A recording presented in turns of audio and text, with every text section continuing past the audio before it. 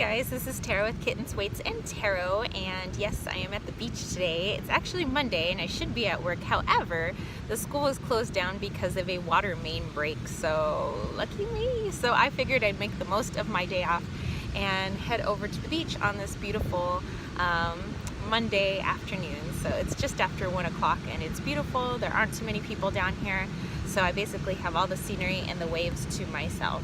Anyway, I thought I would respond to Dead Cheeky's hashtag It Gets Easier. So she had 10 questions, kind of stemming off of Tarot Alchemist's kind of diving into your adolescent self and your adolescent psyche to kind of help you heal in the here and now in your adult self. I am using the Dame Darcy Tarot since we are here at the beach, and I'm going to make this nice and quick because I'm a little self-conscious because there are people out, even there aren't a lot of people out.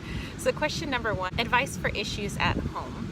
And so I've already pre-pulled my cards, so I'm just gonna, and I haven't looked at them yet, but I'm just gonna go ahead and read them now. So the very first card is the Lover's card, and so advice for what's going on at home is to remember that whatever issue is being brought up, whatever your parents are yelling at you for, it's really issues between each other. They have a lot of problems within their marriage and they don't know how to deal with the situation, and having, you know, a couple of children on top of it. So they were having a really hard time trying to figure out their lives together, their lives individually, as well as, you know, trying to have 2 kids in the mix. So just to kind of keep that in mind, teenage you. Question number 2 is advice for issues that are occurring at school.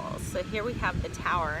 So just to remember that, you know, adolescence is a transition. It's a huge, you know, change. You have all these hormones. You have a, you know, around 15 years of age, the human brain starts picking up abstract thinking for the first time. So you have a new perspective and a new way of looking at things.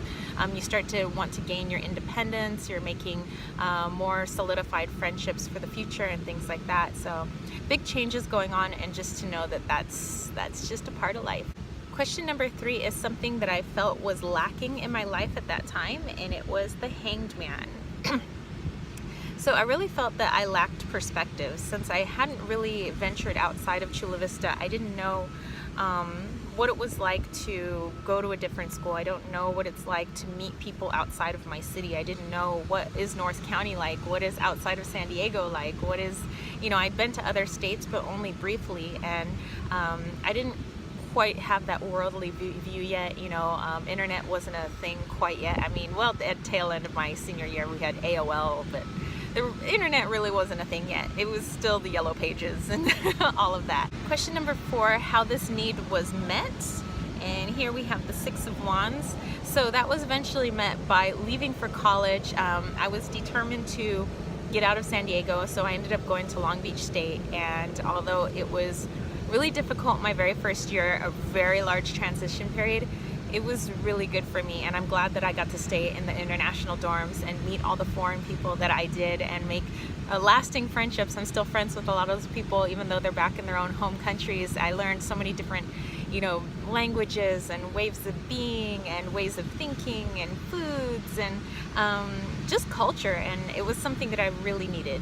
Question number 5, who was my greatest support? I got the King of Swords right away. Looking at the man in the naval uniform, it looks like my grandpa. And it's also funny because my dad's father was also in the Navy, but I never got to meet him. He was my Filipino grandpa. So maybe my grandpa on the other side, because he had passed away by then, was helping me out, as well as my mother's father.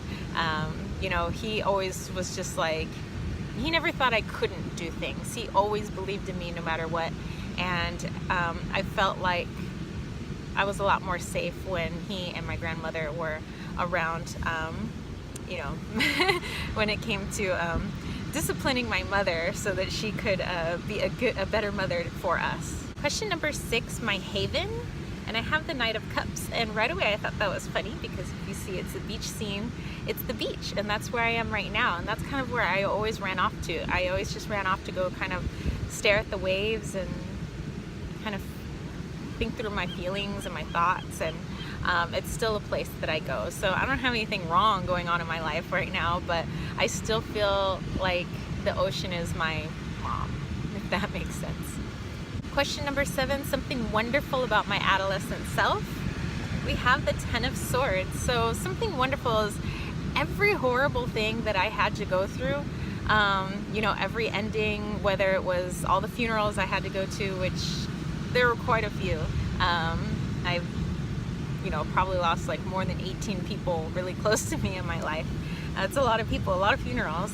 And I always kept moving forward. You know, every setback, I always just moved forward. You know, every time I was told no or you can't do something, something in me just kept helping me move forward. So every ending was a beginning for me. Question number 8, how I think others saw me. I think others saw me as the King of Pentacles, that I always had my crap together, that I was always, you know, super healthy, that my family life was financially stable. We lived in a nice, beautiful, you know, 2-story house, even though we were renting from my grandparents, that I lived a pretty charmed life. Question number 9, how I wished others would have seen me. This 5 of Swords, which is unusual. Well, actually not really.